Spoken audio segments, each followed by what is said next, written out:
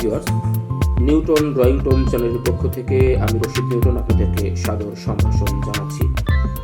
চিত্রশিল্প এমন একটি শিল্প যেটির মাধ্যমে আমাদের মনের ভাব যেমন প্রকাশিত হয়, তেমনি আমাদের ভাবনাও কিন্তু বিকশিত হয়। অর্থাৎ আমরা যা আমাদের অন্তর্লোকে যে ছবিটি ভাসছে সেটি কিন্তু আমি ক্যানভাসে অর্থাৎ কাগজে ফুটিয়ে তোলবার কিন্তু চেষ্টা করি।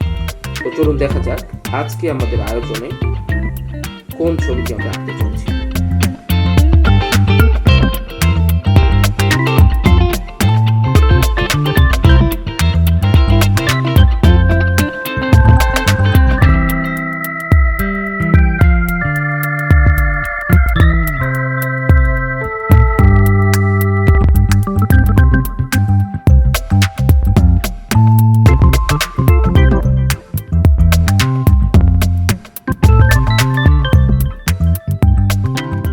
ছবি আঁকার কিন্তু কিছু নিয়ম কানুন রয়েছে। অর্থাৎ যারা জাত শিল্পী তারা কিন্তু আসলে তাদের ভেতরের প্রতিবিম্বটাকে কাগজে ফুটিয়ে তোলার চেষ্টা করে, তাতে একটি সুন্দর ছবি হয়ে যায়।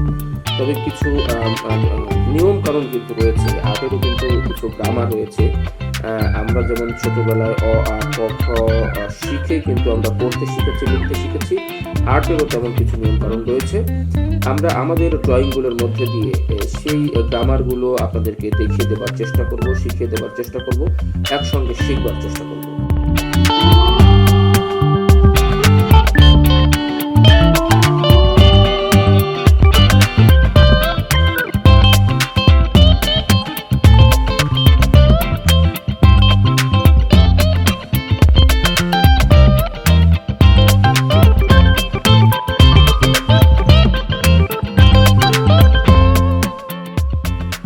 ডিয়ার ভিউয়ার্স, ড্রয়িং এমন একটি শিল্প, অর্থাৎ চিত্রাঙ্কন এমন একটি শিল্প যার মাধ্যমে আমাদের প্রতিভা যেমন বিকশিত হয়, প্রকাশিত হয়, তেমনি আমাদের ভেতরের যে একটি আকুতি, অর্থাৎ মুখের ভাষা ব্যবহার না করেও পেন্সিল, পেন বা রং তুলিতে যে মনের ভাব ব্যক্ত করা যায়, এটি কিন্তু ড্রয়িংয়ের একটি অন্যতম বৈশিষ্ট্য।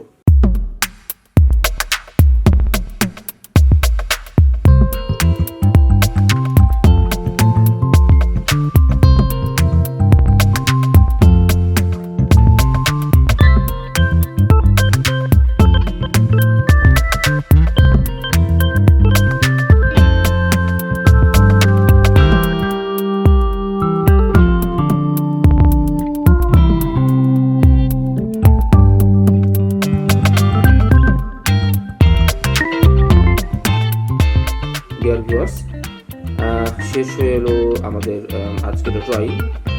আপনারা দেখতে পেয়েছেন যে ছবিটি আমি এতক্ষণ ধরে আঁকার চেষ্টা করছিলাম সেটি কিছুটা কিন্তু শেপে নিয়ে আসতে পেরেছি। অর্থাৎ নিশ্চয়ই আপনারা বুঝতে পারছেন যে স্টেপ বাই স্টেপ একটি নিয়মতান্ত্রিক ধারাবাহিকতার মধ্য দিয়ে কিন্তু আমরা এই ছবিটি, এই ড্রয়িংটি বা এই চিত্রটি কিন্তু শেষ করবার চেষ্টা করলাম।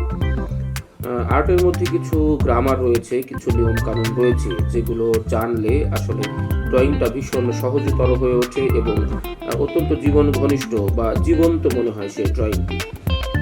তো আপনাদের কেমন লাগবে জানি না, যদি ভালো লেগে থাকে লাইক কমেন্ট করে উৎসাহিত করবেন। সবাইকে অনেক ধন্যবাদ।